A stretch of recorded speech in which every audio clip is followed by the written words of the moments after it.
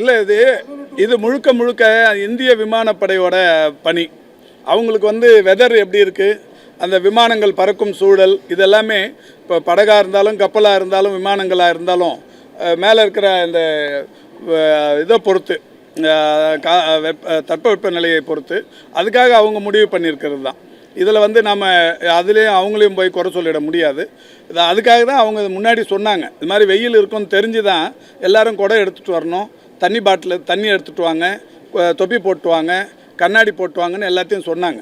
சொன்னதுக்கு அப்புறம் தான் அவங்க நிகழ்ச்சி நடத்திருக்காங்க. இதில் யாரையும் அதான் இதை தயவுசெய்து இது அரசியலாகவே இதை நீங்கள் யாரும் இதை எடுத்துக்க வேணாம்.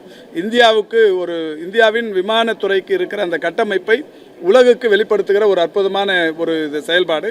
இது அவங்க 93வது வருஷத்தை நுழையிறத நடத்தின ஒரு நல்ல நிகழ்ச்சியாக இதை நாம் எடுத்துக்கணும். இதில் இது ஒரு வருந்தத்தக்க நிகழ்வு. இதில் எந்த இதுவும் இல்லை.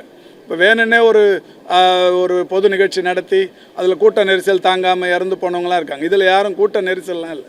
இது எல்லாமே வெயில் தாக்கம், ஹீட் ரிலேட்டட் தான்.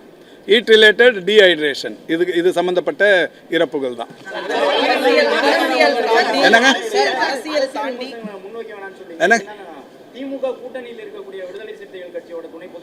அதுதான் சொன்னேன் நான் முதல்லயே. யாருமே அதை விசிகா சொன்னா நீங்க சொன்னா யாருக்கும் எல்லாருக்கும் தான் அரசியல் பண்ண,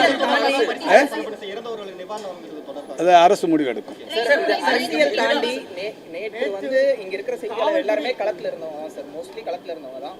அங்க பப்ளிக் ஸ்ட்ரகிள் ஆனதை நாங்க பார்த்தோம். அவங்க நிஜமாவே சஃபர் ஆனாங்க. அவங்க சொன்னது எங்க 15 லட்சம் பேருக்கு அவங்களுக்கு என்ன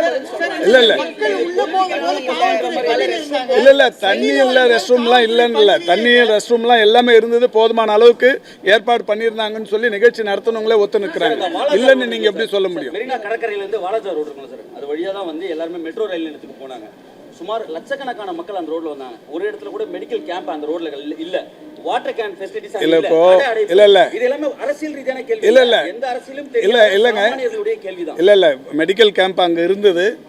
எல்லா இடத்துலயும் மெடிக்கல் 100க்கும் மேற்பட்ட மருத்துவர்கள் அங்க இருந்தாங்க. ஏர்ஃபோர்ஸ் டிபார்ட்மெண்ட்டோட மெடிக்கல் விங் இருந்தது. இதை தாண்டிங்க நீங்க பீச்சில் இருந்து ஒரு 300 மீட்டர்ல தான் ஓமந்தூரார் மெடிக்கல் காலேஜ், 2 கிலோமீட்டர்ல தான் ஆர்ஜிஹெச் ராஜீவ்காந்தி ஹாஸ்பிட்டல், ஒரு 3 கிலோமீட்டர் தான் ஸ்டான்லி, 1.5 கிலோமீட்டர்ல தான் ராயப்பேட்டா மருத்துவமனை. இப்போ இது மாதிரியான ஒரு மருத்துவ வசதி சென்னையை தவிர்த்து அது மெரினா ஒட்டி உலகத்தில் வேற எங்கேயுமே இருக்க முடியாது. அதனால மருத்துவ வசதி இல்லைன்னுலாம் சொல்லிடாதீங்க. இல்லை, நீங்கள் நல்லா பார்த்துருப்பீங்க, ஆம்புலன்ஸு டிராஃபிக்கில் சிக்கிச்சு 2 மணி நேரம் டிராஃபிக் இருந்தது. ஏங்க 15 லட்சம் பேர் இருக்கிறப்ப 15 லட்சம் பேர் கூடுற இடத்துல இந்த அளவுக்கு ஒரு சின்ன நெரிசல் கூட இல்லாமல் வந்தது இது வரைக்கும் ஒரு வரலாற்று சிறப்பு. இந்த 5 பேர் வெயில் தாக்கத்தால் இறந்தாங்கன்னு வெளிப்படையாக சொல்கிறோம். திரும்ப அதையே சொல்லி நீங்கள் இதில் குளிர்காய நினைக்கிறது தவறுங்க. இல்லை ஏங்க 7500 காவல்துறை இருந்தாங்க. 15 லட்சம் பேருக்கு 15 லட்சம் காவல்துறை அங்கே போட முடியும்? இல்லை, இதுக்கும் 7500 காவல்துறை. இது இல்லாமல் இந்த ஊர்காவல் படை, இது மாதிரி எல்லா இடத்துலையும் இருந்தாங்க. இல்லாமலாம் இல்லை. தயவு செஞ்சு நான் திரும்ப சொல்கிறேன், பத்திரிகையாளர்கள் உங்கள் டிவி ரேட்டிங்கை கூட்டிக்கணும். இது ஃப்ளாஷ் நியூஸை போட்டு உங்கள் ரேட்டிங்கை இதில் கூட்டிக்கணும். இல்லை எனக்கு தெரியும் நீங்கள் என்ன டிவியிலேருந்து மறுக்கிறீங்கன்ட்டு. இது ரேட்டிங் இன்க்ரீஸ் பண்ணுற இல்லைங்க. ஏங்க இப்போ நான் இதை திரும்பி அரசியல் இல்லை நான் திரும்ப இதுக்கு பதில் லாவணி பாடி, இதுக்கு முன்னாடி நடந்த நிகழ்ச்சிகள், வடநாட்டில் நடந்த ஆன்மீக நிகழ்ச்சிகள், இல்லை தமிழ்நாட்டிலே நடந்த நிகழ்ச்சிகள், இது எல்லாத்தையும் நான் அடையாளப்படுத்தி ஒரு லாவணி பாடுறதெல்லாம் நல்லா இருக்காது. ஏன்னா ஒரு சோகமான நிகழ்வு.